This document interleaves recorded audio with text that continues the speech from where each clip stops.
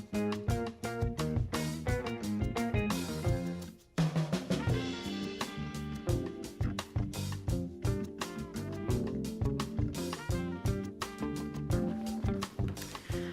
right, everybody, we're going to begin the meeting soon. I'd like to welcome everybody today. I'm President Garcia Morales, and I call this regular board meeting of March 23rd, 2023 to order. The time is 5:04 p.m. I'd like to remind everybody to please silence their electronic devices. We'll begin by acknowledging that the land in which we gather here today is the territorial homelands of the Nuwu, the Mawapa Band of Paiutes, and the Las Vegas Band of Paiutes.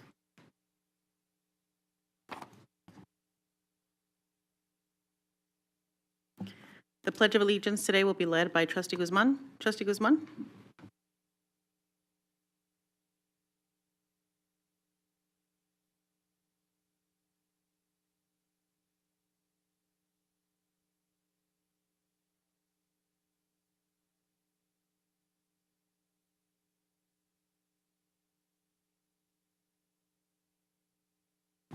Thank you, Trustee Guzman. Thank you, everybody. Trustee Bustamante Adams, ready to make the motion to approve the agenda?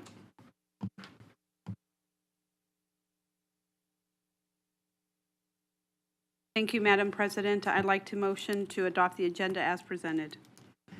Thank you, Trustee Bustamante Adams. Trustee Cavazos. Thank you, Madam President. I'd like to second that motion. Thank you, Trustee Cavazos. Colleagues, we have a motion by Trustee Bustamante Adams, a second by Trustee Cavazos. Please cast your vote.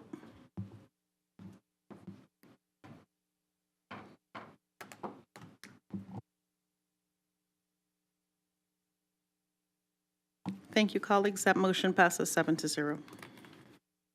We're going to move on to consent agenda. Before I open the consent agenda item, is there anyone who has not had a chance to complete a yellow public speaker card? If not, please do so now. Okay. We'll begin with the individuals who signed up in advance. Mr. Bayless. Allow me 1 second, Mr. Bayless. I know I just called your name up. Sir, do you have a... Called it in and I have an appointment, so I need to fill one of these out. What's your name, sir? Michael Carl. Michael, we have you under public comments, items not listed as action items. That's item 5.01. Great, so I don't need to vote. You're set. Thank you for asking. No, you're okay. Thank you for that clarification. Mr. Bayless? Hi, James Bayless for the record. The package you're receiving, I guess I'm just going to a particular section of that 215, which is referring to Fremont. So hearing why my son was at Fremont Middle School, he was arrested 2 times for no reason with no warrant or not even investigation done. But if you read that paper right there next to my name and see what it says, you will realize how many laws were violated just in that one section.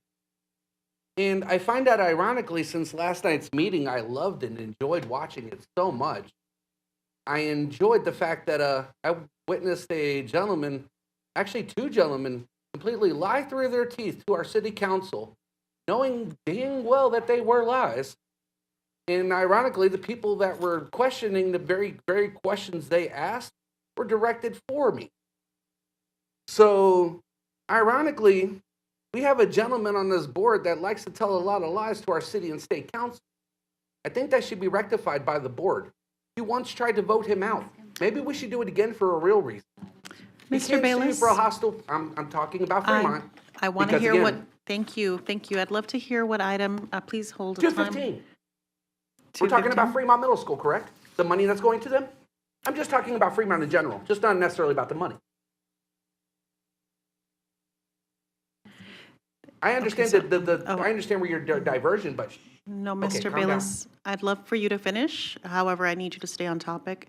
The item 2.15 is with respect to Fremont Middle School right, I'm and aware. the building. The school that arrested my kid. I'm aware. Building.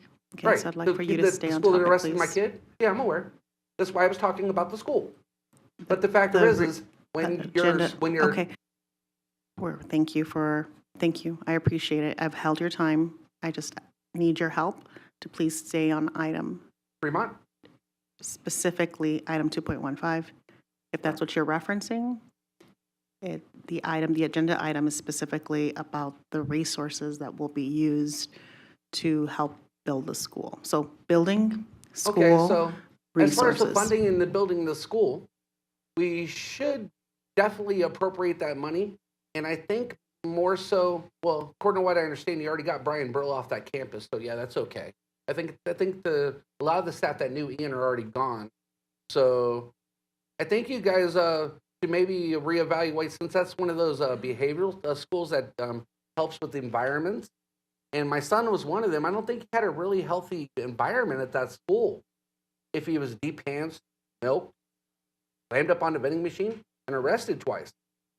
That's maybe we should more evaluate the money going towards maybe better counselors at that school, because it used to be not in a really great neighborhood. Now I think you guys moved.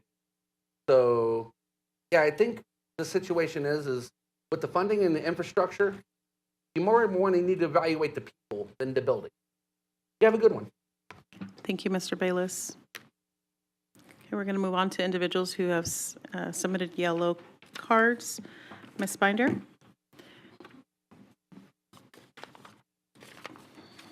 I have you on item 2.09, 2.16, and 2.08. Have 3 minutes.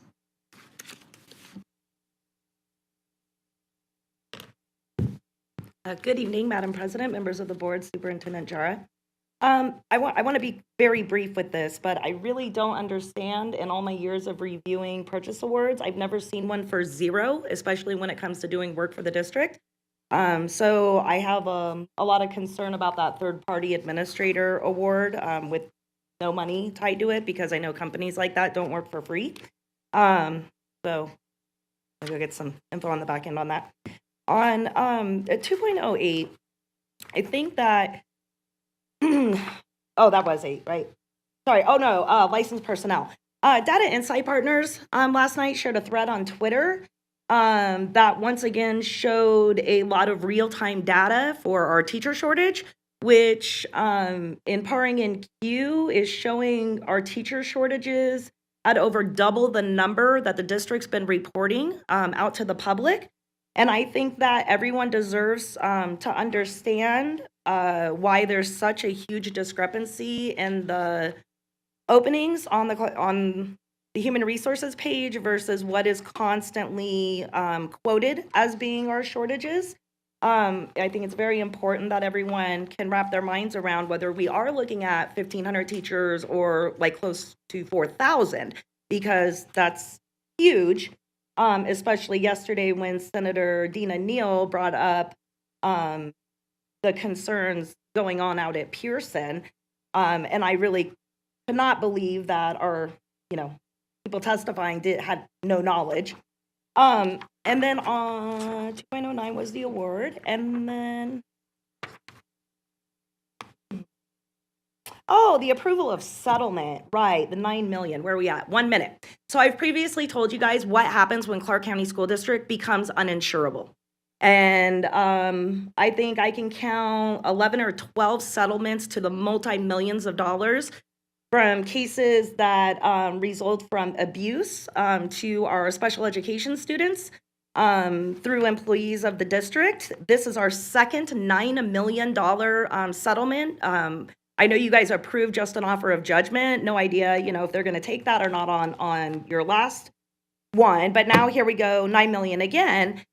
And I've asked historically, and I'd have to pull all of your policies to see it, but what's your lifetime insurable rate with your companies? What risk does this put you at? And what happens when you have to become self-insured?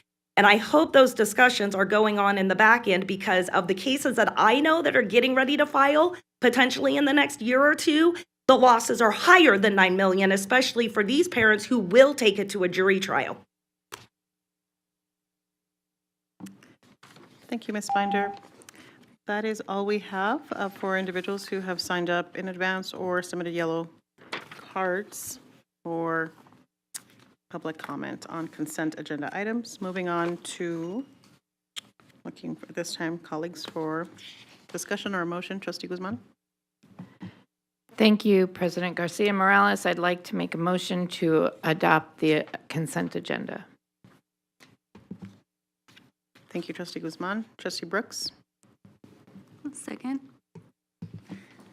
Thank you, Trustee Brooks. Colleagues, we have a motion by Trustee Guzman and a second by Trustee Brooks. Please cast your vote. Thank you, colleagues. That motion passes 7-0. Trustee Bustamante Adams, you ready to please read the warrants? Thank you, Madam President. Ratified warrants as listed in the bills payable, transmittal, and board memorandum number 15-22-23 in the total amount of $142,018,617.40. Thank you, Trustee Bustamante Adams. Colleagues, we are now going to move on to item 3.01, formative board reports and updates, focus 2024 strategic plan update on chronic absenteeism.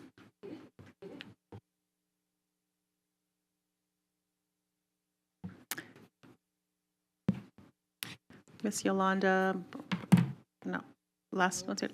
Flores. Flores. Thank you, Miss Flores. Welcome.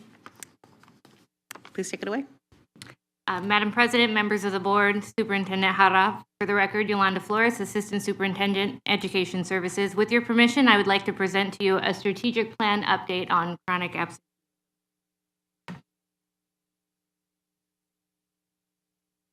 The presentation aligns with our Focus 2024 goals, specifically in the area of student success and safety and engagement. This board presentation will mark the 7th time that we presented to the board on this topic, the last being August 25th of 2022.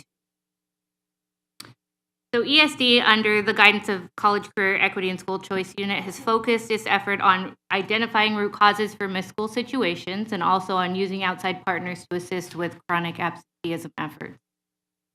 So the result of our theory of action would then be to see chronic absenteeism rates decrease. So looking at our strategies, they fall into 2 basic categories. One is developing and supporting teachers, principals, and staff, and we do that in 2 different ways. Implementing a district-wide multi-tiered system of support to promote student success in both academic and behavior.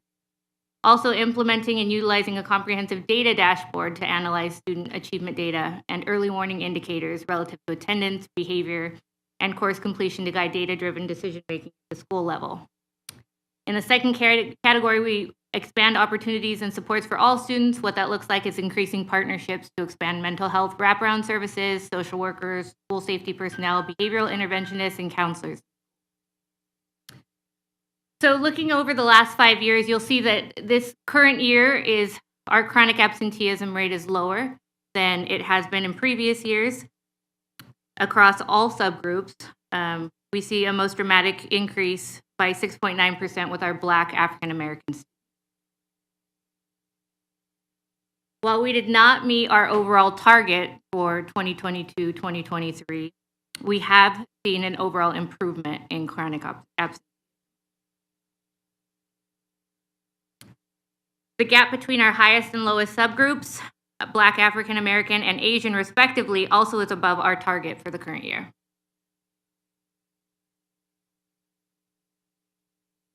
So comparable districts publish their chronic absenteeism data on an annual basis, so we don't have anything to share at this time, but we will at the end of this year. So this slide talks about some of the challenges, successes, and lessons learned. One of the challenges is a slower than expected rebound from some of the attendance figures that we've been dealing with in the past. Some of the successes for this year really center around the multi-agency support that continues to be strong with different entities like TPOP and the Harbor and different collaborations that we have. Also, a restructure of the attendance department. We've added several attendance officers to that department, and we've also restructured how that department operates. Deployment of the attendance officers for mentorship, that's the most recent addition. We are using them to track students throughout a school year, and we intervene much earlier than we had in the past, and they get to see a student through. So that's our most recent addition to our attendance. We also have a differentiated support from region teams Superintendent Student Advisory Committee, implementation and problem solving. I got to be a part of that, and students are engaged in that and giving us their opinions on what's going on with chronic absenteeism. So some of the lessons we've learned, the first being that chronic absenteeism really is impacting all indicators. So we see it affecting grades, we see it affecting the student as a whole. Recovery from increased rates will require ongoing comprehensive initiatives. So we're working hard to look at different facets of that. So here are our next steps. I mentioned before the hiring of additional attendance officers and system improvements, again with the mentorship with attendance officers, and just looking at different ways to use them efficiently and effectively in those areas. We've also added professional learning for those attendance officers, so they are now equipped with technology. They have iPads and cell phones, so they're able to be with families present in the moment, relaying that data when they're making home visits. Student town halls are also ongoing. We've had 4 to date in both middle and high schools, and 2 of which were focused primarily on chronic absenteeism. And then again, with the administrative professional learning, we've got several professional learning events planned this school year and also throughout the summer and in the fall when we're back. With that, I welcome any questions. Thank you, Ms. Flores. I see Trustee Guzman in the queue. Go ahead, Trustee Guzman. Thank you, and thank you for this presentation. I have a lot of questions. I went to the Student Advisory Committee, the Superintendent Student Advisory Committee yesterday, and they have a lot of information, but I kind of want to start in elementary school when we're talking about absenteeism, because we set up ourselves for routines in elementary school. And correct me if I'm wrong, I'm totally okay with that, but we count kindergartners, yet we don't mandate kindergartners to come to school. Is that correct? So, Madam President, members of the board, Superintendent Hara, that's a great question, Trustee Guzman, and I will make it a priority to get that information to you. Oh, Mr. Manzi. We've got Mr. Manzi. Come Thank on you. down. Welcome, Mr. Manzi.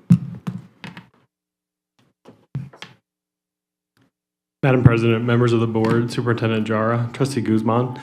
In response to your question about kindergarten students counting, so we do include the kindergarten students in the calculation for chronic absenteeism.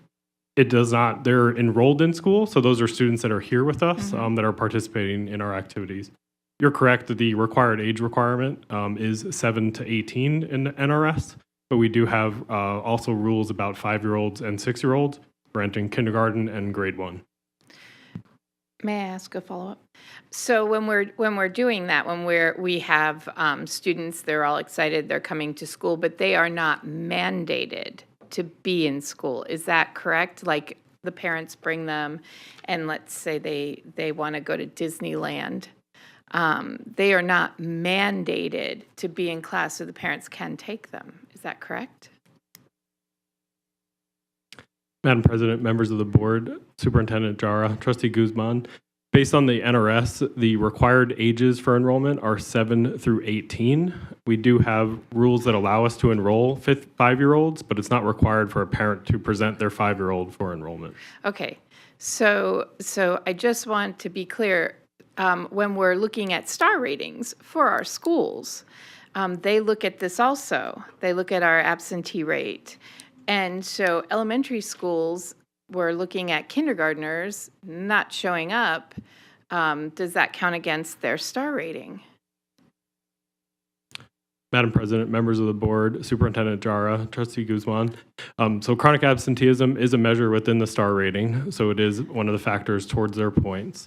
So the higher the chronic absenteeism rate, the less points the school would receive as a result of that piece.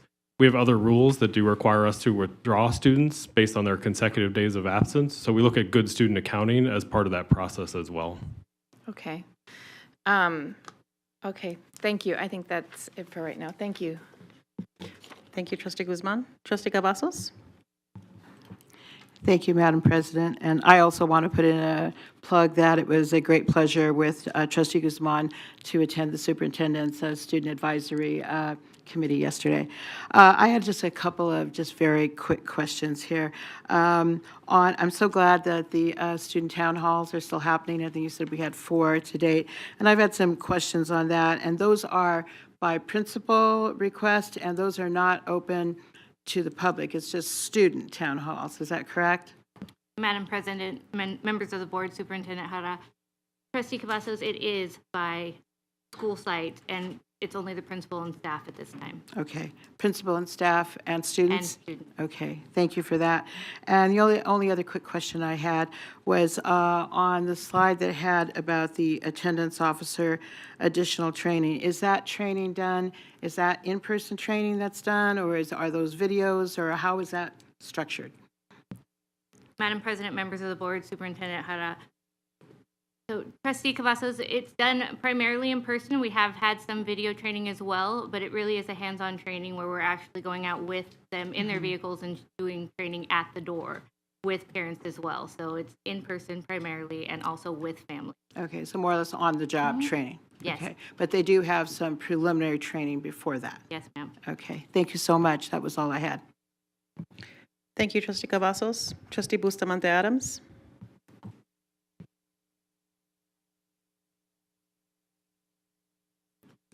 Thank you, Madam President. Thank you, Ms. Flores, for your presentation. I'm excited about your leadership on the team. My questions have to do with the reasons why the chronic absenteeism, if you could just highlight maybe the top 2. And then you mentioned the success of multi-agency support, so thank you for that. Is there anybody missing at the table? Is there a partner missing at the table that would help to provide additional support that's needed? Madam President, members of the board, Superintendent Hara, Trustee Bustamante Adams, I think we're doing a great job right now, specifically with TPOP and our work with them. We see large increases in those areas. To speak to your question about the biggest areas that we see causing chronic absenteeism at this time, they really are at the secondary level, and they're happening more with students who are also engaged in a variety of disciplinary actions as well. So we're trying to find that line and try to reconnect and re-engage students, but we're finding that there's a connection there. Thank you so much. Is that okay? Is that all, Trustee Bustamante Adams? Yes. Okay, excellent. Thank you. Trustee Zamora? Thank you, President. Gracias, Ms. Flores. Like always, Linda sometimes Trustee Cavazos gets to my questions before I do. But I do have a follow-up for the student town halls. What is the turnouts? How did the turnout look like? Madam President, members of the board, Superintendent Hara, Trustee Zamora, it has been a really good turnout. So principals are selecting a cross-section of students for each one, depending on what it is that we're researching at the time. So, for example, a chronic absenteeism situation would require that some of those students be kids who aren't attending regularly. But we've had a great turnout so far, anywhere between 40 and 60 students, along with campus staff, campus monitors, administrators, teachers. So it's been a really good turnout for all of them so far. I have a follow-up, if that's okay. How about parents? Are parents being involved in that? Madam President, members of the board, Superintendent Hara, Trustee Zamora, at this time, they are not. It is strictly an on-site town hall, so we're not inviting anyone external. So it's just staff, students, and anyone, and administrators from my level as well. Okay. That's it. Thank you, Trustee Zamora. Trustee Williams? Thank you, Madam President. Thank you for this brief. I only have one question. I actually have been to the superintendent student committee meetings, and it's really funny because they take a ball and they like hurl it at people's faces, so that's always fun to watch. You said the other districts, they report on an annual basis. So I guess when do their numbers get published so that we can compare them to our numbers? Madam President, Superintendent, members of the board, I will get that right. Superintendent Hara, Trustee Williams, they are usually reported in July or August of that year, so we will have them for the fall of this next year for you. Okay, great, thank you. Thank you, Trustee Williams. Trustee Brooks?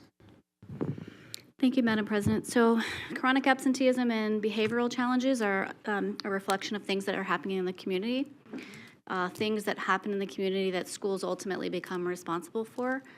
I know one of your slides mentions that you have some promising supports for multi-agency. Could you talk more about what that, is it just the K-pop, or are there other external agencies that you're leveraging to make this a community-owned problem? Madam President, members of the board, Superintendent Hara, Trustee Brooks, we're seeing a lot from TPOP, but we're also working closely with Boys Town and seeing a lot of the effects of their work in schools. I know that there will be a report on that later this school year. We also started a partnership with Workforce Connections and the Harbor specifically. So we're seeing improvements as we gain community partners. Do I see a gap in that?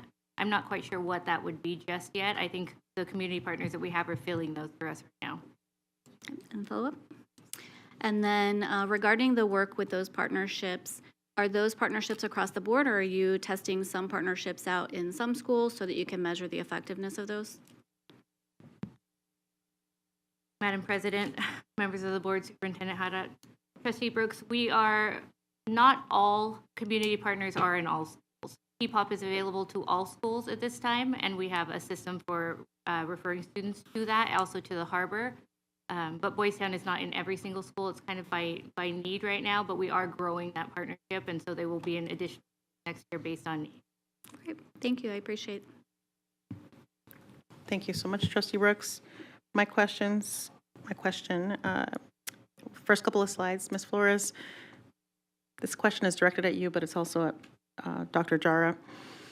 The first couple of slides focuses on root cause, or the theory of change is kind of identifying the root causes. I want to be able to hear a little bit more about what Dr. Jara is learning in the weekend visits that he's making to students and families who have challenges with chronic absenteeism. Dr. Jara? Yes, Madam President, members of the board. So we've done 2 Saturday chronic, well, I wouldn't say chronic absenteeism. We've done and identified students and families in home visits from 7:30 to about 11. We sent 2 teams, so just kind of what we are learning is, and I think where you're getting in our theory of action to identify what the root cause is. We are learning that obviously there's some social issues that our children and our families are experiencing, and in some cases keeping our kids home. For example, multiple challenges in homes where parent, grandma, auntie go to work and the kids stay home. That's one. We also are seeing there's multiple root cause issues where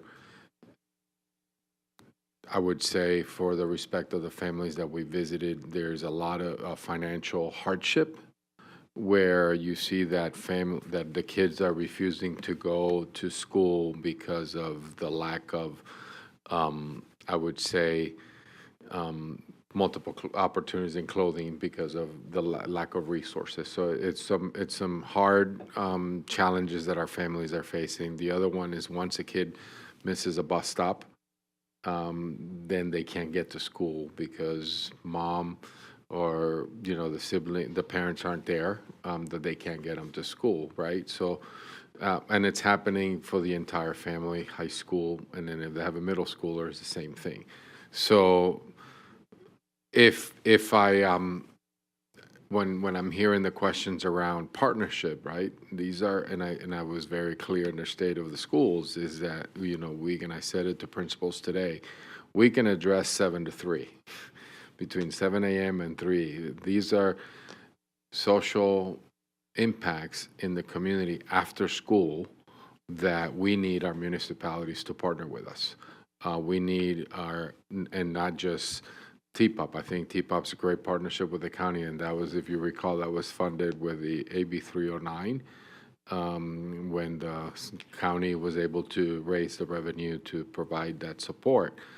I think the others need to step up to help us to address some of these issues, because they are some real hardships that our families are struggling, and also mental health issues at home that's keeping our kids and staying home from coming to school. Thank you, Dr. Jara. That definitely our kids need our municipalities. And yes, we absolutely can support, especially with an emphasis recently from leaders of our state who talk about accountability, which absolutely, this board is committed to accountability on student achievement. We also need the support and help of our community leaders to help us address challenges that have to do with housing, affordable housing, food insecurity, just challenges that our families have with mental health and finances, and even just reliable transportation that's not only dependent and solely on the district. So, just thankful for those visits that you have made, Dr. Jara, and are going to you and your team continue to have, but certainly implore our board to think about, as we're developing goals for next year, what does it mean to continue to think about relationships with municipalities that will allow us to strengthen the work that's needed for our kids. Thank you for this presentation, Ms. Flores. Appreciate your support. Are you sticking around for the next one? Okay. I see, I'm sorry, forgive me, before we move on to the next one, I see Trustee Cavazos is in the queue. Is this for this? Okay, very good. Thank you. Trustee Cavazos? Thank you, Madam President. Just a really quick follow-up on a plain tag here with Trustee Zamora here. On the town halls where it's just staff and students and it's at the principal's request, are these kind of like arranged so that it's not just like where everybody gets a turn, to ask for that? And are there any plans to include parents in the near future? Madam President, members of the board, Superintendent Hara, Trustee Cavazos, if I may, if Dr. Savella is here, he can speak to this issue. He is our leader of these town halls, and I'm just still getting my feet wet in terms of how to do this. So, I appreciate Dr. that. Scavella. Thank you. Thank you. Hi, Dr. Scavella. Welcome. Madam President, members of the board, Superintendent Jara, Trustee Cavazos, absolutely, we do plan on inviting parents and community and members of the MBK in order to really just engage in this process so they can see how restorative processes really help students to get into a space of empathy so they can speak their truth. And we can really get to a point where we can identify school issues and collaborate on how do we address and resolve those school issues. So the process is done in a restorative format. So students are able to speak whenever they feel the need to, and some of the questions permit students to pass if they really are not in a space where they are comfortable to speak. So we definitely want to invite community. We want to invite members of the school community, extended community in the future, so that, and also school police. It's really important to have them engage in the conversations as well. And we've done that in the past. Thank you so much, because, we always see it, kind of as kind of like the different entities here, and it looks like you guys are doing a fine job of including as far as the students and the staff, but we want to make sure that we do not forget the parents in this equation. And thank you so much for this presentation. Really appreciate it. Thank you so much. Wonderful. Thank you, Trustee Cavazos. Colleagues, this is not an action item, but we are moving on to item 3.02, Strategic Focus 2024 Strategic Plan Update, Student Discipline. Ms. Flores, take it away. Madam President, members of the board, Superintendent Hara, for the record, Yolanda Flores, Assistant Superintendent, Education Services Division. I have another strategic plan update for you today. This one also falls under the student success category, specifically under safety and engagement.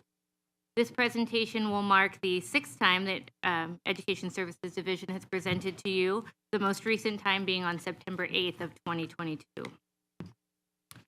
So our theory of action in relation to student discipline is identifying root causes, once again, and systematizing appropriate restorative practices. Students experience equitable application of disciplinary consequences, feel safe, and contribute to a positive school climate. So that's our goal, is equitable application. So this falls into 2 different categories. Once again, developing and supporting teachers, principals, and staff. And how we do that is through an implementation and utilizing a comprehensive data dashboard to analyze student achievement data and early warning indicators relative to attendance, behavior, and course completion to guide data-driven decision-making at the school level. We also expand opportunities and supports for all students. We've increased partnerships to expand mental health and wraparound services. Social workers, school safety personnel, behavioral interventionists, and counselors in schools. We utilize Clark County School Justice Partnership and restorative justice practices to ensure students are held accountable for their behavior in order to learn from their mistakes, take responsibility for their actions, and reconnect to the school community by providing them with the continuity and support from educators who interact with them on a daily basis. And finally, we explore educational options for students who do commit violent offenses. So looking at our data over the last 5 years in regards to student suspensions, we do see an overall rise in suspensions for first semester. Our trend, currently we have 14,989. The closest year to us was 2018-19 with 12,631. So we see approximately 3,107 more suspensions for semester this year than we have in the last 5.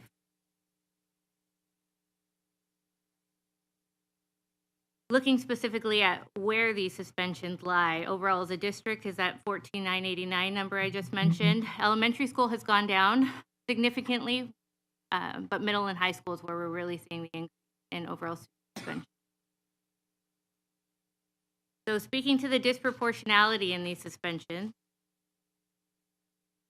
the yellow shaded boxes indicate that we're below the target for the current school year. However, we are on track if we continue on this trajectory to surpass the target, if we continue on this path. In addition, our Black African American student group has already exceeded our annual target by 64%. In regard to discretionary expulsions, we also see a rise in discretionary expulsions for the current school year. We currently sit at 745. The closest year to us was 18-19 with 630 discretionary that year. So looking again at where those expulsions are, we are over target for first semester in both middle and high school, superseding our target for. So this shows us exactly what group, looking at specific student groups, the red indicates that we are above target in those student groups. The only target that we are currently below is American Indian, Alaska Native with 7. In terms of comparable districts, we do not have district data for comparable districts because all districts really track expulsions in a different way. So there's not a clean way to look at other districts, look at their data and compare those. So speaking specifically to challenges, successes, and lessons learned over the beginning of the school year, some of our challenges with disproportionality are inconsistencies in application of resolutions, lacking a tightly aligned progress monitoring system, and also, again, that equitable application of resolutions with certain offenses. Some of the successes we've seen are we continue external stakeholder collaboration, as you heard with our chronic absenteeism. And we also have re-engagement practices that are continuing that we implemented back in April of 2020.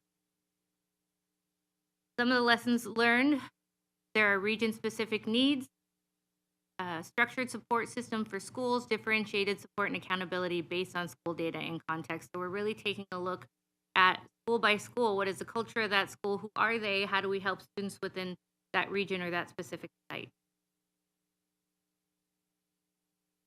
So that leads us to a revised theory of action, which our hope is that the student discipline figures are less disproportionate and decrease overall. That is our goal in terms of our equitable application will lead to that. So looking at next steps, we are currently using different monitoring tools for principal supervision. That started back in November. We're also updating messaging to community and schools, again with student town halls and listening to what students have to tell us about their experiences in a school setting and what they need. And then the final thing really is based in professional learning for administrators. I came from one of those today, right before this. It was our first one for the school year. And we're dedicated to making sure that all new administrators get the training that they need when they arrive, but also just giving everyone an overall view of what code of conduct is and how to make sure during that equitable application.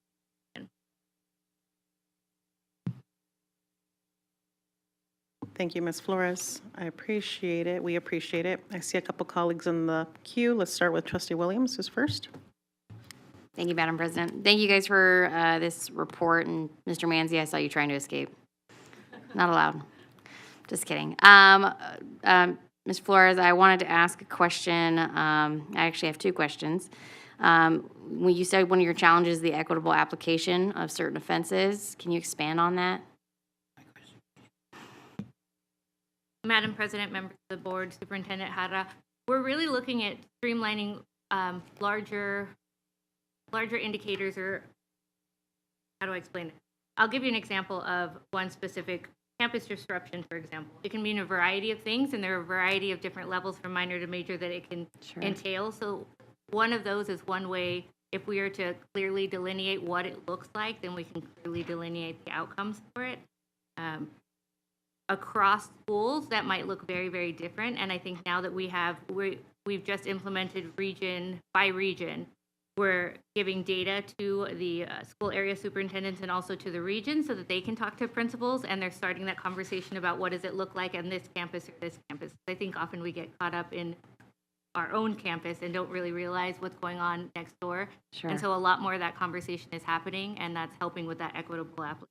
Right. Okay. Well, their blinders are on, right? They're principals of their school, and they're focused on their school. It's understandable in any sense. But my second question is with your student town halls, and you're doing listening sessions with students on how they feel and what they see and what they're perceiving, actions and repercussions. But are you educating them and the parents on what the offenses look like and what your courses of action and the consequences are for certain actions, and how to, disperse, campus disruption was a great example because a fight breaks out in a school, and what does everybody do? They grab their phone and they all flock to it. So are you educating the students and their parents on what that's supposed to look like truly? Madam President, members of the board, Superintendent Hara, Trustee Williams, in the actual town halls, the focus is on whatever topic we chose for the day, have it be chronic absenteeism or a specific discipline issue on that campus. So a lot of that doesn't take place within that restorative circle that we're having. Most of that happens on a campus level, depending on what the area of need they have is. Okay. So not happening specifically in the town halls, but it's happening on site. Yeah, I only ask because I've met some of these students, and while they're super bright and they are freedom fighters and they are the next generation of change makers, sometimes their perception is off because they don't have the full picture of what we see. So that was the only reason why I had that question, but thank you. I appreciate this report. Thank you, Trustee Williams. Trustee Guzman? Thank you. And thank you for this report. I have to do my fiduciary duty and talk about restorative justice. That, and because I do that in my day job. But we allocated about $3 million to restorative practices, and I want to know where we are with that rollout. Madam President, members of the board, Superintendent Jara, Trustees Guzman, we are in year 2 of the implementation of the district-wide restorative practices. It's a 3-year implementation in which the first year, we provided the resources and the materials. Second year, we provide school teams training in partnership with the International Institute for Restorative Practices. and we train up 3 to 5 member teams that we refer to as restorative leadership teams. We give them a 2-month implementation period for them to really practice those experience and get the experiences and the expertise of utilizing the restorative processes on the continuum. And once that occurs, one of the restorative leadership team members, which we coined as a culturally inclusive champion, will go back for additional training and receive 20 hours of additional training above the 13-hour initial 2-day training, resulting in about 33 hours of training on the collegiate level for restorative practices to become a restorative practice trainer.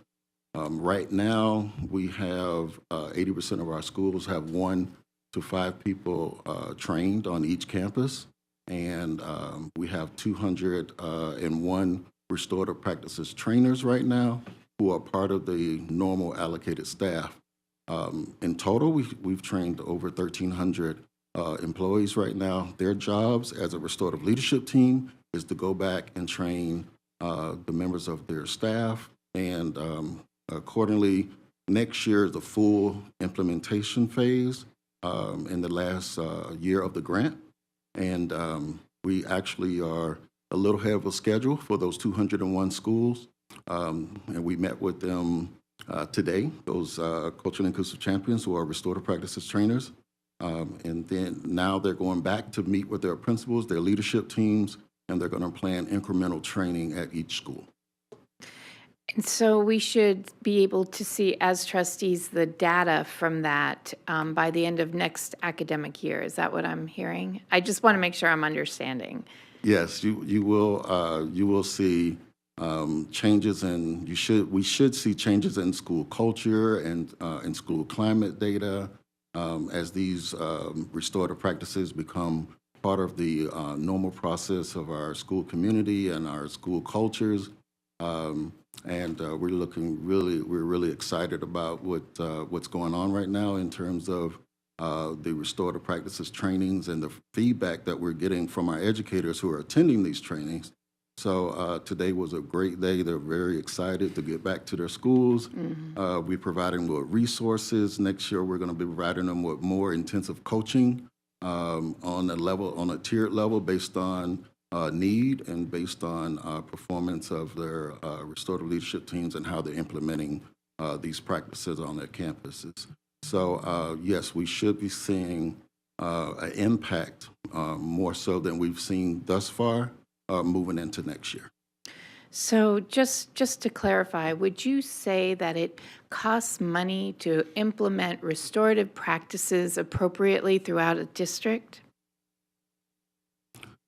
The training does cost money, yes, ma'am. I'm sorry, I violated protocol. It's all right. It's all right. You're good. You're good. It does cost money to provide the training for the schools and the educators in the schools to be able to implement this process correctly. So yes, it does take money to implement. However, the sustainability beyond the grant is where I think this is our probably one of our strongest points. Okay. Because all of the educators who have been trained are regularly allocated staff members at each one of these schools. So they're the normal allocated staff so that they are trained, and every school will have a restorative practices trainer and a 3 to 5 member RLT who is also trained in the fundamental practices and theories of restorative processes. So it will be able to, so that educators will be able to implement it in their classrooms. Is that what I'm hearing? Absolutely. Fabulous. Thank you so much. Thank you for all of that. I see Dr. Jara would like to jump in. Dr. Jara? I do, Madam President, members of the board, and I think Dr. Scavella was being humble and kind, and I would say modest on, I think the training is great, and what I'm hearing is going on, and I think he's trying to be polite of the money, but it does, and I think I know where you were headed. This is an ongoing, I would say, an expense for not only cost, because I know that we train our staff, but then new staff continues to come in, and that has to be ongoing, refreshing, time to do the work, right? I mean, how much more are we going to put on our educators? And I think giving them time, we have curriculum, right? And I think if we're going to move where I think we're going, and I know there's great work happening to move the needle in the time for our educators. Remember, we have math curriculum, science curriculum, we have ELA finally adopted by the state. So that's coming, and now this, right? So to expand it, it's going to require some significant effort and time, which costs money, and I think that is, I think, where you were headed. So absolutely. Thank you very much, Dr. Jara. Trustee Cavazos? Thank you, Madam President. As usual, Trustee Guzman makes me think of other questions that I didn't have before. So just to clarify, Dr. Scavella, when you say that we are in year 2, we're doing the training, and I really love that idea of the trainers coming back to train so that we do have the personnel that are already in our schools that have the necessary knowledge to be able to carry this out. So when we say that we're in year 2, are we counting like before COVID, when we had started to roll some of this out, and of course, a lot of things were interrupted at that time? Is that kind of baked into the timeline? Madam President, members of the board, Superintendent Jara, Trustee Cavazos. Year 1 was last year. The legislation passed AB 371 in July of 2021. Later that year, in November, we applied for the grant. We were awarded the grant in January of 2022. That second semester actually began the clock of year 1, which was second semester of last year, in which we conducted a pilot for 18 schools and provided and purchased the materials and the resources in order to do a full district-wide rollout in terms of professional learning. And that was year 1. So year 1 was actually, when you look at the calendar year, it was a half a year. Thank you, Dr. Scavella, and thank you for clarifying those dates, and that was for the purpose of questions that I was being asked today. Obviously, restorative justice practices is a very hot potato right now, and if anybody's been keeping up with any of the legislative hearings, which I did not get to watch today, but I wanted to clarify that this was not having to do with originally with AB 168, which was rolled out before, obviously, this grant. So thank you for clarifying that. A couple of other really quick things. Trustee Williams took care of one of my questions right here. When you were talking about that one of the challenges was the, I think it was worded as far as not having like a really tightly aligned, was that monitoring system? Is that how it was stated? Something like that. I wrote my notes very quickly. Can you say a little bit more about that? What that challenge is? What does it look like that we do not have a really good monitoring system? I can't remember what slide it was on. I'm sorry. I see Dr. Larson Mitchell wants to jump in. Yeah. Go ahead. Madam President, members of the board, Superintendent Jara, Trustee Cavazos. The Teaching and Learning Unit team, we have developed over the course of this year a monitoring system protocol that principal supervisors use with principals. It's about every 6 to 8 week cycle. So we talk with them about timely data such as MAP growth data, SBAC data. So we look at the data, and during those conversations, those progress monitoring conversations, we always embed student behavior data. And so when we see schools that have high numbers of 5 or 10 more days of suspensions or discretionary expulsions, we provide differentiated support. And again, it's support. Looking at MTSS, Tier 1, includes our social emotional, our behavioral, and our academic. So what are those Tier 1 systems that they have in place for behavior? And then what are the Tier 2 and Tier 3 interventions that they have in place to help our students that are exhibiting some behavioral challenges? So we differentiate our support working with our principals based on the data. Thank you so much. I see that there's other trustees in the queue, so may have another follow-up question, but thank you so much, and thank you, Dr. Larson Mitchell, for that. I appreciate it, so I'm good for now. Thank you. Thank you, Trustee Cavazos. Trustee Brooks? Thank you, Madam President. Thank you to staff. I think restorative justice just gets a bad rap. I actually think it's grounded in research. It's the right thing to do for kids. The reality is legislation was passed. A really tragic and unfortunate incident happened with an educator. And my question for you is, do you think there was an overcorrection in the system that put staff in a place where they were more likely to expel or punish kids based on fear? Madam President, members of the board, Superintendent Hara. I think as building principals, it's a big duty and they struggle with a lot of what's going on their campus and the safety of their students is paramount. So I think there may have been, in an effort to keep their campuses safe, there might have been an overcorrection in this, seeing a lot of discretionary expulsions that I think we may not have seen otherwise. But that pendulum has definitely swung that way, and we're hopeful to get it to center again.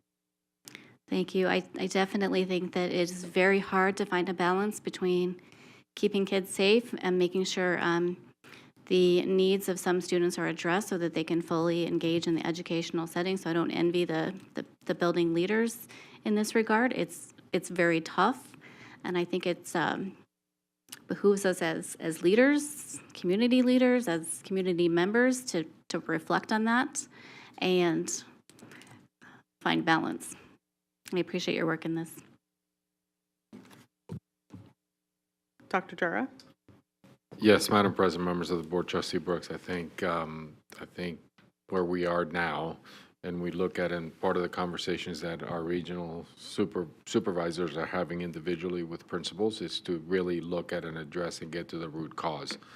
And I would tell you, as all of us who were at the Council of the Great City Schools in the conversations, things that are spilling onto our community, from community onto our schools, our school grounds, right? A lot of issues. What we need to look at is the revision of our theory of action and bring other partners into this work. Our school principals, our leaders, all of us, we are doing the best we can, and I think we're going to continue to analyze and be very specific and intentional. But there's other resources that need to be pulled in to help us. Throwing them out into the streets is not the answer. Keeping them in classrooms where they're not safe and others are not safe is not the answer. So it's, what are the other outside entities that can come in? I mean, this is very similar to the chronic absenteeism discussion. The community needs to be real partners to help us address the issues, because the 300,000 children, there are not just the Clark County School District's responsibilities, it's the overall community, and everybody needs to step in. So, thank you. Thank you, Dr. Jara. I'm going to add one piece here that I have a very high level of concern for our Black students who are disproportionately suspended in our school district. I appreciate the consideration on all fronts. I know that we are here from the presentation and from the work that Dr. Jara and his team do, that we are trying to address on all fronts. But I just implore us to continue to, as we think about our goals as for a school district, as Board of Trustees, as we give the superintendent direction for next academic year, to consider what we can do to best support from our lens and our role, the work of closing the gap for students who are disproportionately over disciplined. I know the work is ongoing. You're not going to wait until next year to start addressing these issues, but I just want to point out that as a board, we have we can create goals that are aligned with superintendent goals to help us address some of these issues. And academics, discipline is not the only issue that our Black African American students are experiencing. With respect to academics as well, it is a thing that we we must continue to explore and not sit still. It keeps me up at night, for sure. Thank you. All right, Ms. Flores, I believe that takes you off the hot seat. Thank you so much. Mr. Ramsey, Mr. Scavella, thank you so much for joining us today. All right, we are going to move on to item 4.01, naming of district facilities.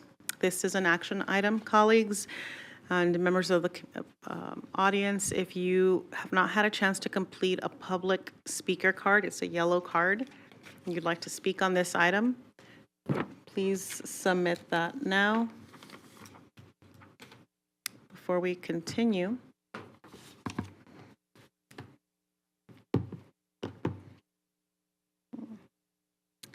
any more yellow cards? Nope. This is perfect. We're gonna go all right, so we will hear the presentation first and then obtain public comment. It doesn't appear that there is any at this time. Yes, there is, actually, I lied. One item. Mr. Story, come on down. Thank you.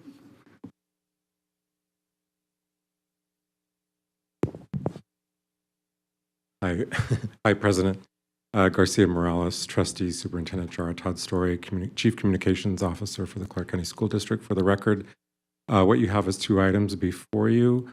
One is the naming of the CTA in the northern part of the valley. The second item is a facility with regard to naming a transportation facility after a former employee. So I think the packet includes the materials for your consideration, and staff made the recommendation that the facility in the north should be called the Northeast Career and Technical Academy, based on its geographic location, as you can see reflected on the map included in the packet. Thank you very much, Mr. Story. Colleagues, before we open up discussion, are you comfortable with public comment? Sure. I was just going Oh, yes, ma'am. All right. Trustee Guzman? Thank you, President Garcia Morales. I am the chairperson on this committee, and I just want you to know that that the committee voted to make it the Northeast Career Technical Academy unanimously to bring it forward to the board. Thank you, Trustee Guzman. Thank you, Mr. Story. I'm going to open it up to public comment.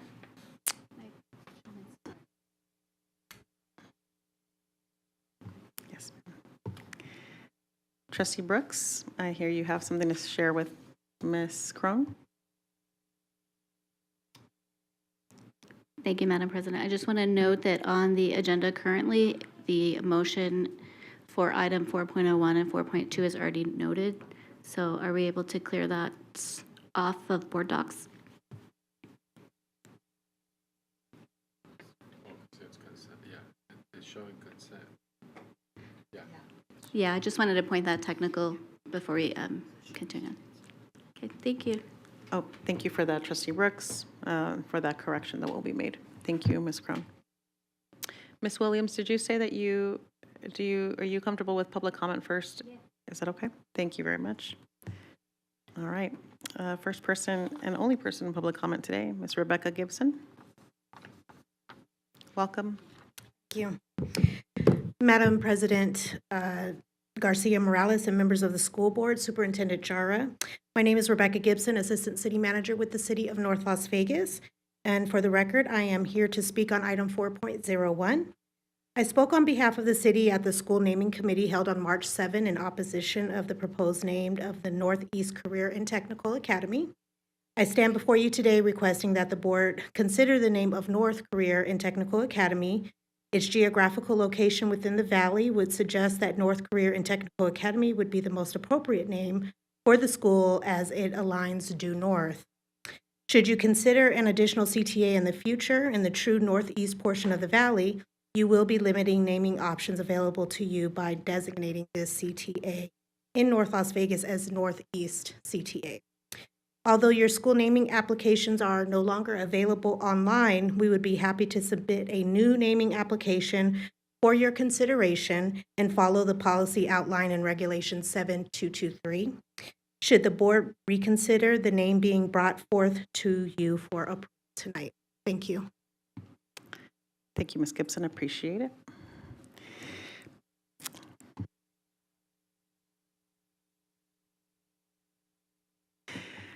Thank you very much. I am going to entertain some discussion. Trustee Williams? Thank you. I was just gonna make a motion to approve item 4.01. You guys can still discuss, but my motion still stands. Thank you for that. Thank you. Trustee Williams. I see some members in the queue. Do we have any discussion or yeah, discussion. Okay. Yeah, let's see if there is a second at this time. Okay. Trustee Guzman.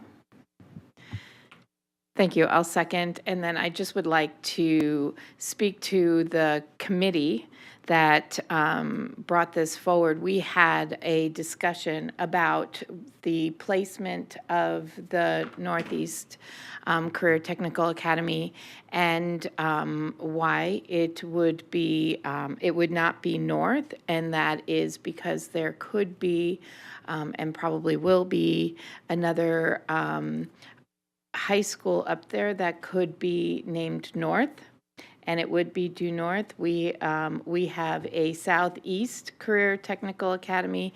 This would be our Northeast Career Technical Academy, and so the naming committee felt that it would be better if we waited and we'd be able to have a North High School. Thank you, Trustee Guzman. Trustee Cavazos, do you have something to share? Okay, yes, absolutely. Thank you. Go ahead. Thank you, Madam President. I was waiting to hear from, because I was not able to watch the naming committee, and I did have some questions about that after I looked at the map and saw that, and I had several constituents say, so is that going to be over by Trustee Zamora's and your districts? And I said, not exactly, if you look at the map, because we have a lot of the Northeast included in our districts that are very close and abut, and so they did have some questions about that as far as why it was being called Northeast. So I was appreciating Trustee Guzman explaining. I'm not sure that I totally agree with that, but I do appreciate the rationale that was presented to the committee. Thank you, Trustee Cavazos. Trustee Brooks?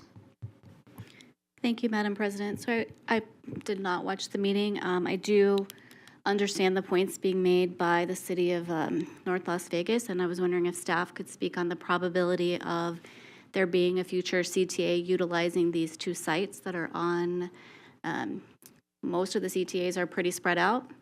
So I just want to know how likely that is going to be dedicated to CTA. Thank you, Trustee Brooks. Dr. Jara? Madam President, members of the board, Superintendent Jara, for the record.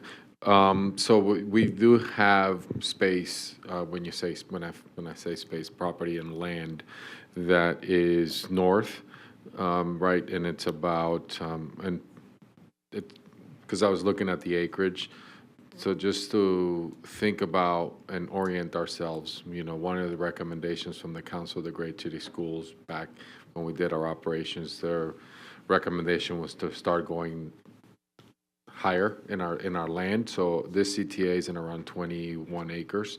So we do have acreage. The south CTA that we are building, which is a potential 2 sites right now that we're looking at, is about 21 acres. There is some acreage that's north, which is about 3 to 4 miles from this current space. In saying that, it's potential. When I talked to staff, it was potential CTA, but then we need to look at, as a district, as our properties, do we put another CTA 3 miles near another CTA? So it's slated for potentially, but when look at as we are providing and being more competitive with choice options, as a community and as a district, do we then start building some of the different choice high schools similar to the thank you, Deputy Superintendent, Robinson, which is we're building some smaller high schools to give some more options. So it's currently slated for that, but it gives me pause when you're saying 3 to 4 miles, you know, in proximity, what we could do with that land as well. So that would be up to the board, because this board, if you recall, we're the ones that approved revision 5. And we can always come back and look at what the next revision for our CIP is. Thank you, Dr. If that Jordan. muddies the water or explains what you were looking for, Trustee Brooks. It does. I want to be a good community partner. I also understand tradition. I understand how we come about naming different CTAs. If we're not going to do the one that is directly next, like this little red dot over here in between Northwest and the future CTA zone, and if you were inching in the middle, then you could just add like central to it because you're inching towards the central area. I understand both sides of this argument, and I'm sure that you guys had a very thorough discussion, so I'd love to have the president weigh in because it's not my region, and I would love to hear some insight from her. Thank you, Trustee Brooks. In learning more about the CTA location, current properties land that we own, and the current place of our CTA, I am in favor of this school being North CTA. This is proximity to land, proximity to the potential that we will have another CTA 3 miles away is very unlikely. All of our CTAs are currently spread out, and there is no such thing of two CTAs being in close proximity to each other. So we would benefit tremendously from having this be a North CTA, just the way that we have an East and a West CTA. Trustee Zamora, you're in the queue. As I look at the maps and see all the new builds happening on the northeast, I definitely think about the future and what can happen on that side as well. And I definitely agree with you, President Garcia Morales, of just geographically, it's really in that territory. That's it, my comment. Thank you, Trustee Zamora. Trustee Cavazos? Oh, okay. Thank you. I'm going to take you. Oh, no. Trustee Guzman, can you add yourself to the queue? Thank you. Go ahead. Thank you. And I'm going to ask Mr. Story to explain if we were to change the names, what that would do to the opening of the school and the branding, please. Sure, thank you. President Garcia Morales, Trustees, Superintendent Jara, we had the same conversation at the school naming committee. We did. Because that was a concern that it could potentially delay the opening of the school based on the branding that has already been purchased. I don't know the dollar amount, but there is branding that has been purchased based on the staff recommendation and presumption that the facility was going to be called Northeast Career and Technical Academy. Is that it for now, Trustee Guzman? Okay, thank you. Dr. Jara? Thank you, Dr. Jara. I'm looking for the red. Madam President, members of the board, Superintendent Jara, for the record, Mr. Campbell just texted. I know that from the school perspective, as a matter of fact, the principal was proudly wearing lanyards on Northeast. So I would think that in some of that will be school costs.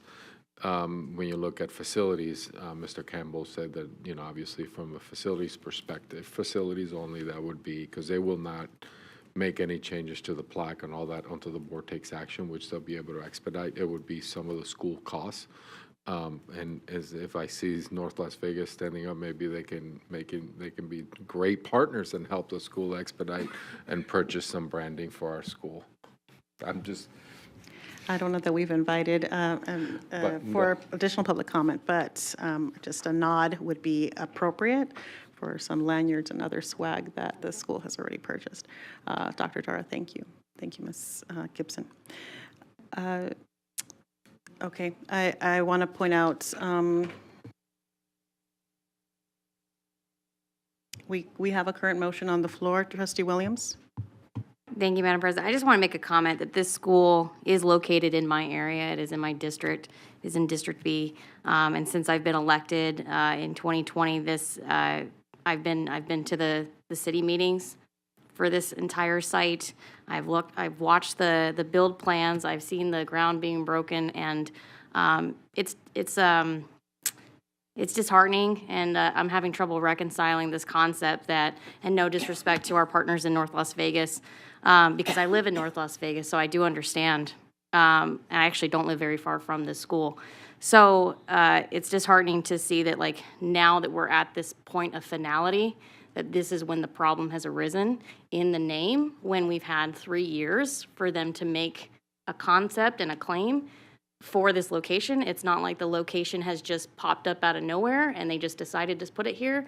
This was months and months and months of planning, followed by months and months and months of surveying, followed by months and months and months of material gathering, followed by months and months and months of city community meetings. I know because I was there, and not one time did I see a North Las Vegas city personnel planner or secretary or anybody come to one of those community meetings. So again, I made the motion because it is in my location. I agree with Trustee Guzman and their concept of why it should be called Northeast. I would actually hate to delay the opening of this school because there are so many kids in North Las Vegas that can benefit from this facility. So that is my only comment. Thank you, Madam President. Thank you, Trustee Williams. Dr. Jara, can you help us clarify if the changing of what would be delayed specifically in if this name is changed to North Campus, North CTA? Sure, President Garcia. Trustees, Superintendent Jara, Todd Story for the record. I don't have the punch list of everything that has been purchased in front of me. I was told that based on the way that CTAs have been named in the past, that the principal was given the go-ahead to start ordering items that had to be branded in order for the school to open on time. Thank you, Mr. Story. I appreciate that. Okay, colleagues, we have an active motion on the table, and I think I don't see anybody else in the queue. So at this time, I'd like to request the vote. It looks like this is a time for us to vote. Thank you, colleagues. Please cast your vote.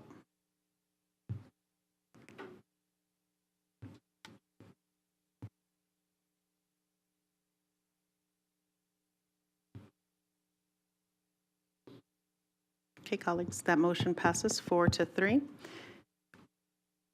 Moving on to item 4.02. 4.02. Mr. Story? Yes, thank you. President Garcia Morales, Trustees, Superintendent Jara. So 4.02 is to name a Clark County School District transportation facility after a former employee, Paul Sawicki. Mr. Sawicki, according to the packet, if you were able to review the materials, was a longtime district employee who gave his life on the job, but also off the job, to ensuring that our students were going to be transported safely and efficiently during his decades of service. The school naming committee did recommend that we name this facility after him. We were able to hear from members of his family, and this was brought forward by Jennifer Vobis, our Director of Transportation, and the support of the staff involved in transportation, who were able to work with Mr. Sawicki throughout the years, and they spoke quite highly of him and quite favorably. So staff recommended that the facility be named after him. Thank you, Mr. Story. I jumped right into 4.02, but I did not ask for yellow public speaker cards. This, if anybody would like to speak on this item, this is the moment to do that. Is there anyone who has not submitted the yellow public speaker card? Could you please come on up and then please make sure that you submit your yellow, complete a yellow card. Mhm. Thank you. Hi, can you please state your name for the record? Could you, thank you very much. Say that again for me one more time. Ray Paravia. Okay, welcome, Ray. Thank you.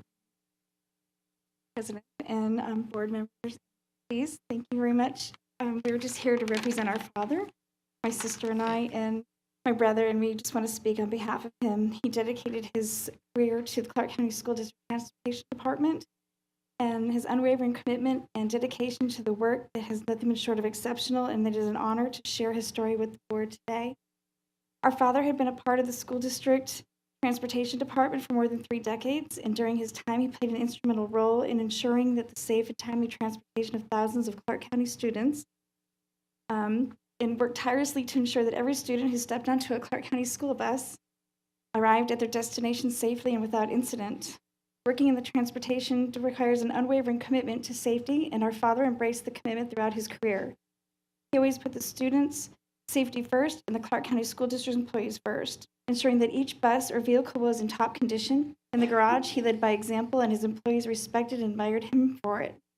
He was a man of integrity, honesty, and humility, and he never asked his employees to do something he would not do himself. He worked side by side with them, and he wasn't afraid to get his hands dirty, and he respected the bus drivers and thoroughly enjoyed working with them. He was a leader and a mentor, and we were just so happy to have him as our father and that he loved the school. Thank you.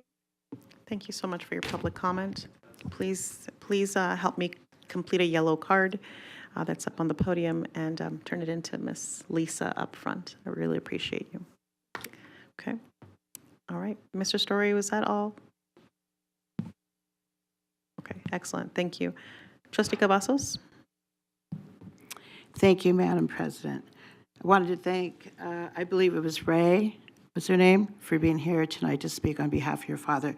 I wanted to make a motion, so without my glasses, I'll attempt to read this, and you guys tell me if I make a mistake here.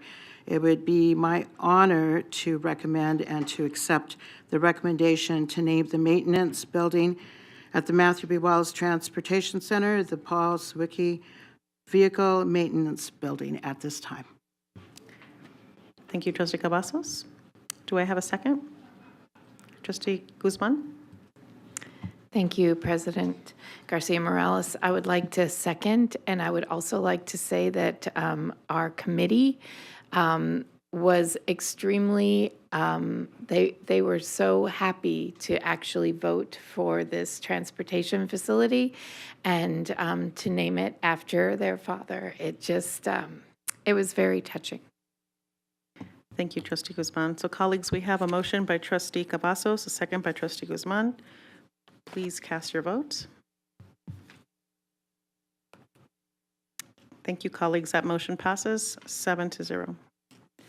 Okay. At this time, thank you, Mr. Story. Appreciate it. Thank you, Ray, and your family.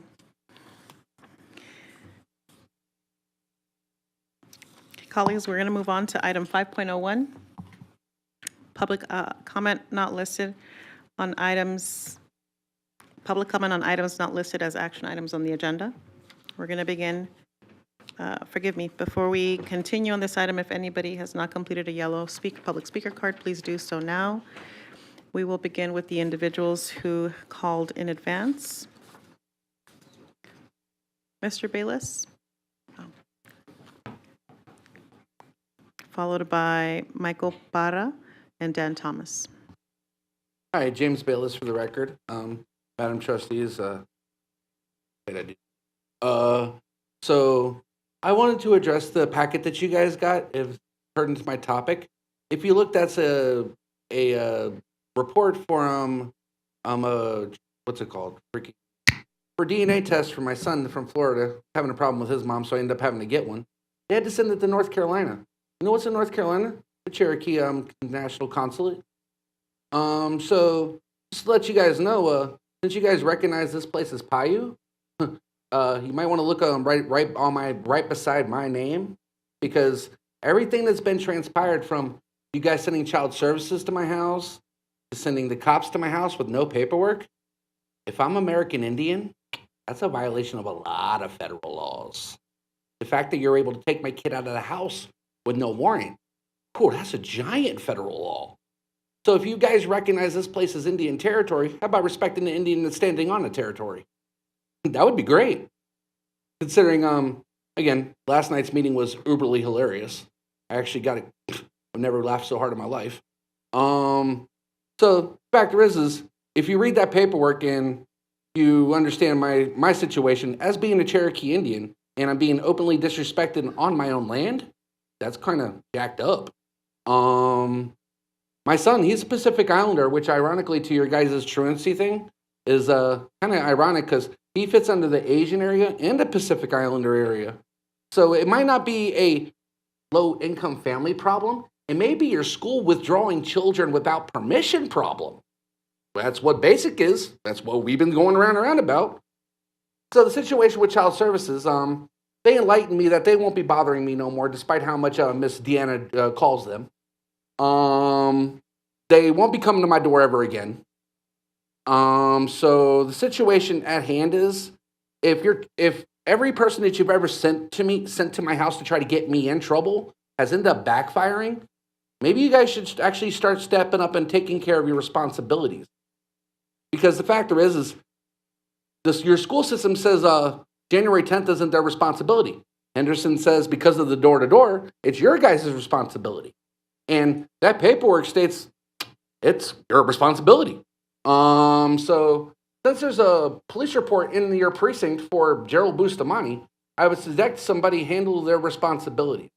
Because I'm sure last night a certain person was referred to as a high instance profile case they might be hearing. Might want to Google search my name. You'll mess around and find out real quick. Have a good one. Thank you, Mr. Bayless. Michael Barra. Just Welcome. found out this is being advertised on TV. That doesn't make me feel any less nervous. Madam President Garcia Morales, Board of Trustee Chair, and Superintendent Jesus F. Parra, I'm saying that right. I read a Las Vegas Review-Journal article about Clark County School District Board of Trustee President Garcia Morales. Then my mind's self-talk segued to a maestro, author, and poet, and very dear friend, Terry Prince's book, which reads, "Your life is your garden, and your thoughts are your seeds. So if your life isn't awesome, you've been watering the weeds. Stop watering the weeds." That's Terry Smith. That's a partner who wants to come and make himself available to you, Ms. Garcia, and the Clark County School District. He's a renowned author. Thank you for letting me attend this board hearing and listen to the leaders mention teacher shortage, resources, and partnership. What led to my public comment? First, I am performing my civic duty. Second, I am honoring my National Association of Realtors Code of Ethics Preamble, Paragraph 4. Third, one of Liaison Business Support Services customer, one of Clark County School District substitute teachers, and my own language arts and mathematics pursuits have manifested what I believe will generate more planned, organized, and rational substitute teachers, then Masters of Education, then resources, a Title I school mathematics scholarship, which one of your substitute teachers have motivated PhD mathematician, Carnegie Mellon professor Fo Shen Lo, founder of XP, a phenomenal mathematics video game curriculum. I found UNLV AARL program that accelerate a substitute teacher obtaining their Masters of Education and pays for 70% of those costs. I did this with one of your substitute teachers who is Liaison Business Support Services customer who she's paying to help her become the best Master of Education. Why mathematics? I've got this awesome email I'd like to send to you that defuses any racism allegations which this substitute teacher dealt with in a very eloquent way. And it was manifested by this PhD professor, whom wants to come to the Clark County School District and offer a Title I mathematics scholarship. And the substitute teacher is getting an email to present to you. I can close with, that's Thank you, it. Mr. That's all I Smith. have to say. I appreciate, thank you so much, Mr. Parra, for your public comment. Mr. Thomas?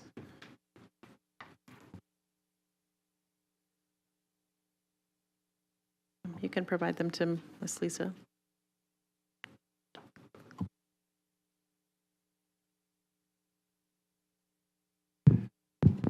Is it ready for me to start now? Okay. First of all, thank you very much.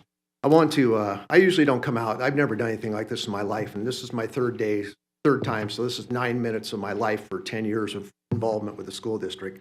I'd like to publicly request a meeting with Dr. Jara because I can't seem to get a meeting with anybody else. It's been pretty darn frustrating.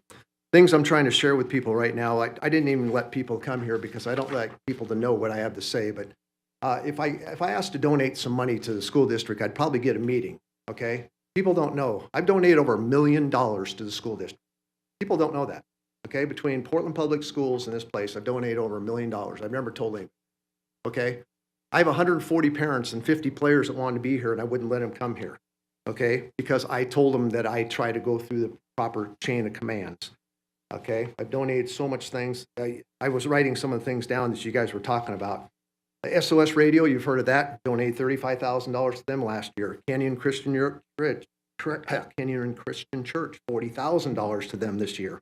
I try to help Project 150. I donated a brand new car and we raised $80,000 because I'm an auctioneer. I do a lot of things to help people raise money. People don't have a clue what I do. I've been out of this job for 7 weeks. I literally am physically and mentally destroyed, okay? My wife and I are having issues because of the fact that I won't let this go away. Because I'm 65 years old, and some of the stuff you guys talked about suspensions and all that kind of stuff, I've dealt with my entire life managing thousands of employees, owning 5 companies of my own, okay? It's affected a lot of things. I ended up in the hospital a week ago with heart palpitations because I had an anxiety attack, something I've never had happen in my life. Principal leaders that I heard a minute ago, principal leaders. I have 2 principals that got me out of this job. It's a code of conduct. One of the fathers of Shadow Ridge, he's a Shadow Ridge employee. He took the rest of the year off because why? Because he was the one trying to get me fired for bullying. His son went to 3 different schools now. He just transferred to another school, the same player that got me supposedly let go. So I don't quite understand why I can't have a meeting to clarify this kind of stuff. Humble and Kind that Mr. Jara talked about. I listen to that song every single morning, Humble and Kind. I teach the kids the same thing. So these are the kind of things. I have people contacting me all the time trying to say, can I help, can I help, can I help? And I say no, because it's my job to solve my own problem. But if I can't have a meeting with someone from the Clark County School District, and I've been here 10 years, that's pretty darn sad that I can't even have a meeting with the principal to let me go. It's just been so depressing to me. And just at the end of the day, I know I'm almost out of time here. I got fired for the word video. The word video, people use the word video. The school district uses the word video everywhere. No one saw the video that I got fired for, and the principal wouldn't even meet with me. It's because it was her best friend's son who got suspended numerous times. I was reading all that stuff you guys posted up there, and it's all the same stuff they're doing. And I can't have a meeting with somebody to resolve my problem? That's all I'm asking for. That's all I'm asking. Thank you, Mr. Thomas. Rochelle Westcott, followed by Rebecca. Oh, Rebecca, I'm sorry, you've already gone. Thank you. Rochelle Westcott, Anna Binder, Brandon Summers, and Ed Gonzalez.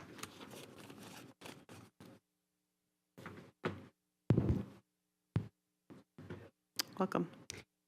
Good evening, Madam President, members of the board, Superintendent Jara. My name is Rochelle Westcott, and I'm here to challenge the firing of Shadow Ridge's head baseball coach, Daniel Thomas. It is my belief that the coach was wrongfully terminated, and I feel it is my duty to voice this concern. Coach Thomas has been an outstanding coach and mentor to the players of Shadow Ridge baseball team. My son Paul is a junior at Shadow Ridge and has been in his baseball program since his freshman year. Last summer, Paul suffered a torn UCL while pitching in a club ball tournament. When the MRI confirmed the diagnosis, my son was devastated. He's played baseball for over half his life, and the threat of losing his baseball career was hard for him to face. elbow surgery was the only way he could ever play again. Unfortunately, the surgery requires at least 12 months of recovery, which would force him to miss his entire junior season. Dealing with uncertainty, my son was unsure whether he'd go through with the procedure. Coach Thomas expressed genuine concern for Paul. He was there to lift his spirits when all hope seemed lost. It was Coach Thomas that sent him a long text that talked about a similar experience he had during his high school days. Long story short, Coach also suffered an injury which forced him to miss his junior season. Through hard work and determination, he came back stronger his senior year and had his best season. My son was inspired by Coach's story and tilted his decision to move forward with the surgery in December. He works hard in physical therapy 3 times a week and is determined to get back on the baseball field. Shortly before Coach's termination in February, my son attended a club ball game. Although the team featured Shadow Ridge baseball players, it had no official affiliation with the school. Coach Thomas was elated to see our son attend and hang out with former teammates. So much, in fact, that when he saw Paul smiling and enjoying himself, he wanted to capture that moment by taking a photo of him. His intention was to share this wonderful moment with us.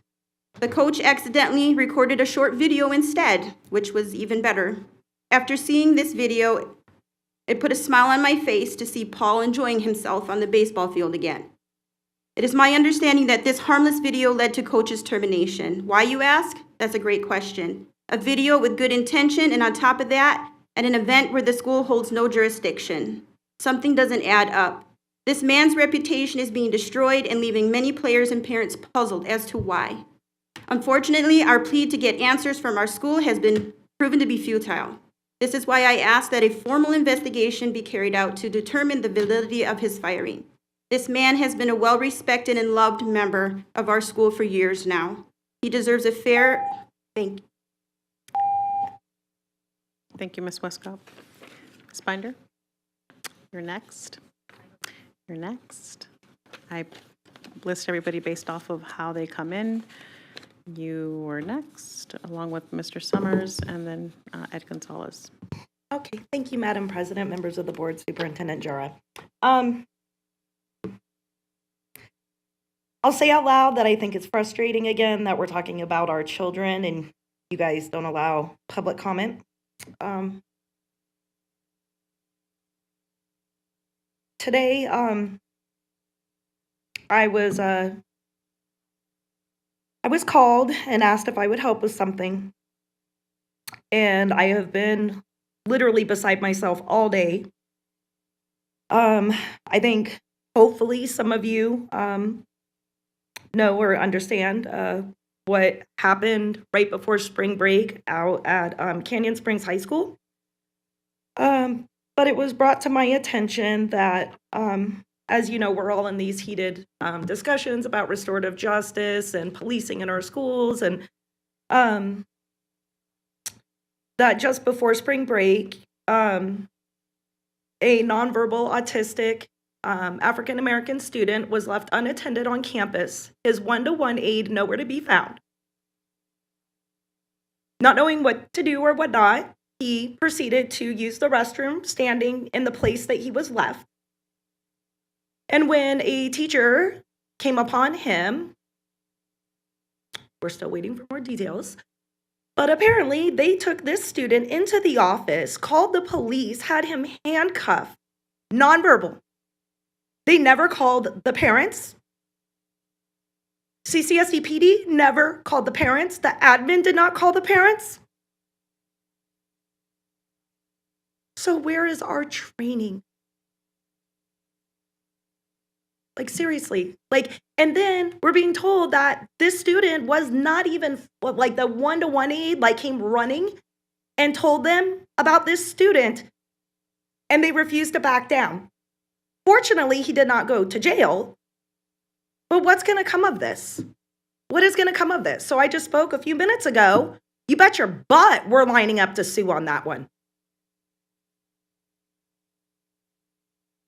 And I can't wait to look jurors in the face in their jury box and have them have to wrap their mind around being that child.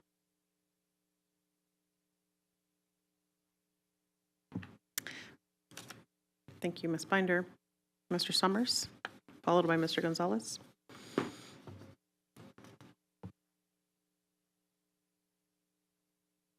All right, good evening. Greetings, trustees and Superintendent Jara. Brandon Summers for the record.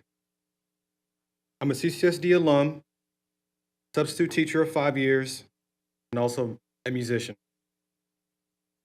I'm not happy with the way things are going, and it's fair to say that many educators feel the same way. I know teachers who have already left, teachers who have quit, teachers who aren't coming back next year. For example, the guitar teacher who I've been subbing for regularly is not coming back next year. The orchestra teacher that I covered for at the end of last year quit with 1 month left, and the orchestra program at Kenny Gwynn is no more. Teachers are exhausted and looking for alternative careers. The last 2 to 3 years have been bad, but I believe it's going to be worse next year. And I hope you have a plan for the fall, but I fear you do not. The business cards aren't going to cut it. The churn and burn strategy of new teachers is not going to fill the void that has been left by experienced teachers who have left the district or the profession as a whole. The short-sightedness of remedies is going to hurt everyone, especially students, and I foresee student-teacher ratios in the 40s. I don't have the answers, but the district should start with increased pay for educators, especially experienced educators. Substitute teachers also need an increase in pay and a pathway to health insurance, especially for vacancy and long-term subs.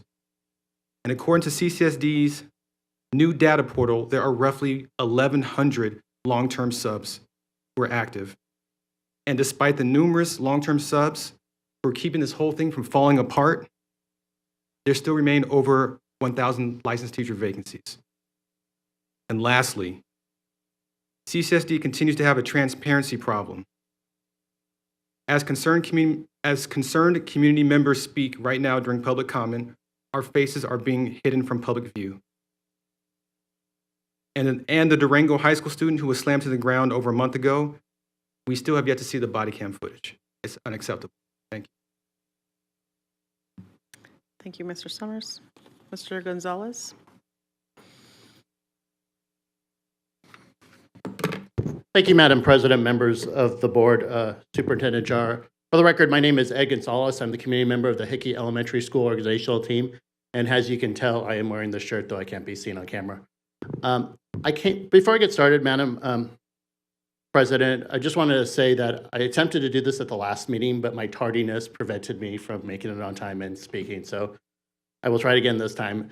I want to thank the superintendent because at our SOT meeting at Hickey Elementary earlier this month, we found out that the Bailey Health Clinic is open to our students.